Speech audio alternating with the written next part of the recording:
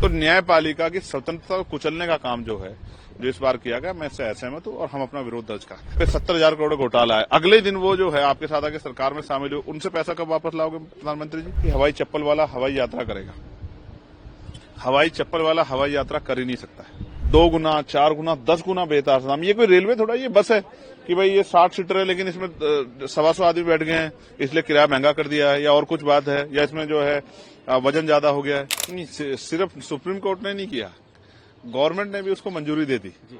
आप ये समझिए, आपने इंग्लिश में जुडिशरी कहा, मैं इसको हिंदी में कहता हूं न्यायपालिका। इस शब्द से ही ना विश्वास पैदा होता है, हिम्मत पैदा होती है कि अपराध करने वाला कितना ही ताकतवर क्यों ना हो, लेकिन वहां जो जज बैठे हैं वो जब न्याय की कलम उठाएंगे तो उस ताकतवर व्यक्ति को एहसास हो जाएगा कि इस देश में कानून व्यवस्था है, इस देश में न्यायपालिका, और इससे बड़े नहीं हो सकते आप।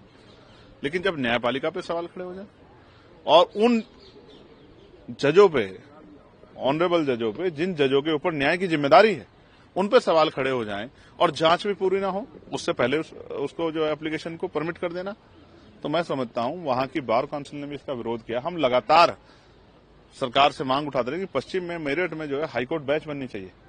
तो जन भावनाओं का सम्मान न करके, जन भावनाओं के खिलाफ जाके जब सरकारें फैसले लेती हैं तो उसका नुकसान जो है अंतिम व्यक्ति को उठाना पड़ता है। सरकार को कोई फर्क नहीं पड़ेगा, लेकिन हाशिए पे जो लोग हैं, जो उस कोर्ट से उम्मीद करेंगे कि हमें न्याय मिले, उनके मन में सवाल पैदा होगा कि इन जज के जरिए शायद हमें न्याय न मिले। तो न्यायपालिका की स्वतंत्रता को कुचलने का काम जो है, जो इस बार किया गया, मैं इससे असहमत हूं और हम अपना विरोध दर्ज करते हैं। सर, इसके अलावा प्रधानमंत्री ने कहा कि जो ईडी है वो देश से लूटा गया पैसा है, लोगों ने जो लूटा है वो वापस आ रहा है। हजारों करोड़ रुपए जो ईडी ने उनसे रिकवर करें और जिनसे लूटे गए थे उन्हें मिले हैं। और आपकी फॉरेन पॉलिसी के अंदर नेशन फर्स्ट, राष्ट्र प्रथम की भावना है, हमारी फॉरेन पॉलिसी की भी उन्होंने तारीफ। देखिए, मैं इस बात से सहमत हूं कि राष्ट्र प्रथम होना चाहिए।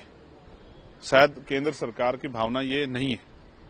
वो उनके बड़े बड़े नेता कहते हैं कि हमारे लिए पार्टी प्रथम है, मेरे लिए राष्ट्र प्रथम है, क्योंकि मैं डॉक्टर बाबा साहब अम्बेडकर को मानता हूं। उन्होंने कहा था हम प्रथम और अंत्य भारतीय हैं, तो क्यों हम उनके विचारों पर चलने वाले। तो मैं इस बात से एग्री हूं कि नेशन फर्स्ट है, लेकिन क्या नेशन फर्स्ट सिर्फ जो है चंद पूंजीपतियों से हो जाएगा, या नेशन फर्स्ट जो है चंद जो है राजनीतिक लोग हैं उनसे हो जाएगा? आप जिन लोगों के ऊपर प्राइम मिनिस्टर ने आरोप लगाए कि इन पे 70,000 करोड़ घोटाला है, अगले दिन वो जो है आपके साथ आके सरकार में शामिल हो, उनसे पैसा कब वापस लाओगे प्रधानमंत्री जी?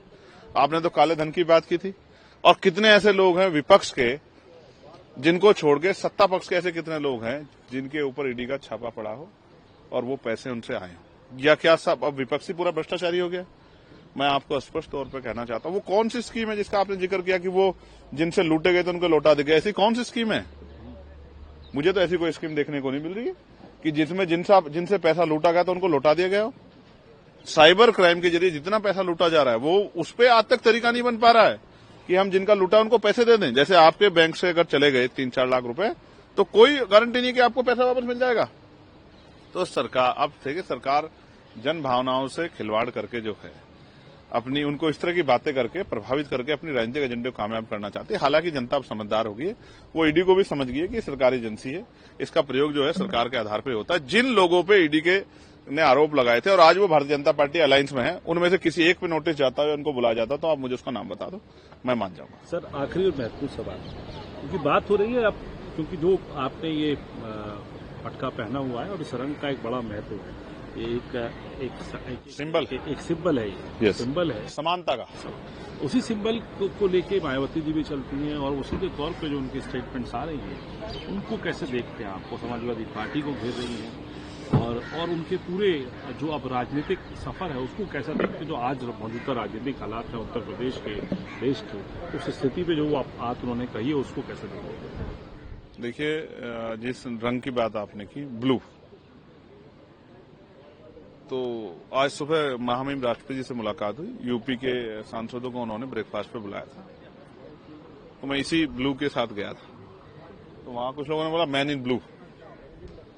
मैं समानता का रंग है, जो हमारे आसमान का रंग है, जिसकी कोई सीमा नहीं, और ये बाबा साहब अम्बेडकर का भी रंग है। मैं मानता हूं कि बहन जी जो है हमारी नेताएं बड़ी हैं, लेकिन अभी बहुत सारे ऐसे काम हैं जो पूरे होने थे उस आंदोलन के जरिए। अब वो आंदोलन की हालात क्या है, ये किसी छिपा हुआ नहीं। मैं कहूंगा कि वह कमजोर है, तो लगेगा कि मैं उनकी आलोचना कर रहा हूँ। लेकिन सत्यता को प्रत्यक्ष को प्रमाण की जरूरत नहीं होती। और सबके सामने किसी भी पार्टी का आकलन इसी आधार पर होगा कि भाई वो उनकी राजनीतिक शक्ति आज क्या है, उनके मेंबर्स कितने हाउस में, पार्लियामेंट में, असेंबली में, इसी से वो होगी। जो एक राष्ट्रीय पार्टी थी उससे क्या हालात है वो किससे छिपे हुए नहीं। उनका आधा काम तो उनका ये है कि वो सिर्फ चंद्रशेखर आजाद पे उसकी आलोचना करने के लिए काम करते हैं, जबकि हम तो बाबा साहब अम्बेडकर, काशीराम जी को मानने वाले लोग हैं। वो कहते हैं निंदक नीरे राखे, हम तो उनकी आलोचना का स्वागत करते हैं, हम उनकी आलोचना सीखते हैं। तो वो आज जहां पर हैं उनके लिए मैं इतना ही कहूंगा कि कुदरत उनको दीर्घायु करे, स्वस्थ रखे, और जो अधूरा काम रह गया है उसको भी हम लोग मिलकर पूरा करेंगे। आजाद समाज पार्टी भीम आर्मी उसके लिए काम कर रही है। चंद्रशेखर आजाद दिन रात उसके लिए लगे हुए, और मुझे उम्मीद है कि एक दिन वो कारवा मंजिल तक पहुंचेगा। आपके हिसाब से धार भाग कम हो गई है उनकी, जो धार होती जो जिस वर्ग के लिए लड़ाई लड़ते थे काशीराम जी ने और बाबा साहब ने जिनको सपना दिखाया, जिनके लिए आगे लड़ाई लड़ी, ये वो धार वहां कम हो चुके। तो क्या धार अब आप लोग यहाँ पे जो मजबूती से रखेंगे, और क्या लगता है वो भविष्य कैसे देखते हैं? नहीं, पूरे भविष्य देखिए स्पष्ट है। जो पुराने लोग हैं जो निराश होकर घर में बैठ गए थे, एक तो उनको हम लोगों ने काफी हद तक तैयार किया कि आप निराश ना हो, क्योंकि ये आंदोलन है, वैचारिक आंदोलन है। जब ये आंदोलन ने अपनी विचार बदले, अपने नारे बदले, तो वो थोड़ा नाराज होकर, निराश होकर पीछे बैठ गए। उनको हमने बड़े पैमाने तैयार किया। और जो न्यू जनरेशन जो किसी पार्टी का झंडा किसी आधार पे जो है उठा लेती थी, उनको भी हमने इस आंदोलन में लाने का काम किया। आज आप देखिए कि बाबा साहब अम्बेडकर की जयंती जो है, जिसपे अभी अवकाश की घोषणा हुई है, अगर आपको जानकारी हो, इसके लिए हाउस में अगर कोई लड़ा है तो वो एडवोकेट चंद्रशेखर आजाद है, जिसने यहाँ मांग उठाई और ये भी पूछा कि गवर्नमेंट इसको क्या फंड करेगी। जैसे आपने कुंभ में फंड किया, जैसे आपने और धार्मिक आयोजनों में फंड किया, वैसे ईद पे और बाबा साहब अम्बेडकर की जयंती पे, राष्ट्रपिता ज्योतिबा फुले जी की जयंती पे, मां सावित्रीबाई फुले की जयंती पे आप क्या वो करोगे, योगदान करोगे, क्या उनको रिलीफ दो, क्या फंड दोगे उनको कि अपने धार्मिक कार्य को, अपने जो है सामाजिक कार्य को अच्छी तरह कर पाए।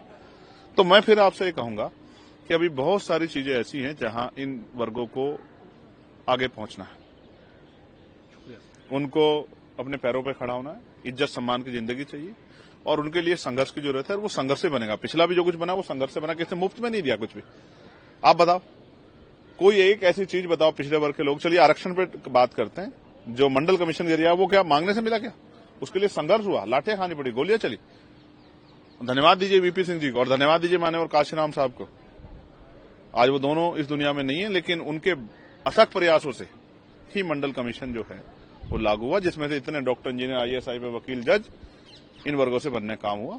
मैं पूरे उस आंदोलन को आगे बढ़ाने में अपनी जो है संकल्प के साथ खड़ा। मायावती जी के प्रयास अब आपको लगने लगे सार्थक होते? नहीं, वो हो नहीं रहे। वो तो जनता को लग रहा है, जनता की ये वो है। अगर जनता को ऐसा नहीं लगता तो फिर वही शक्ति होती जो पहले थी। और मैं फिर कहूंगा कि कुदरत को लंबी उम्र दे।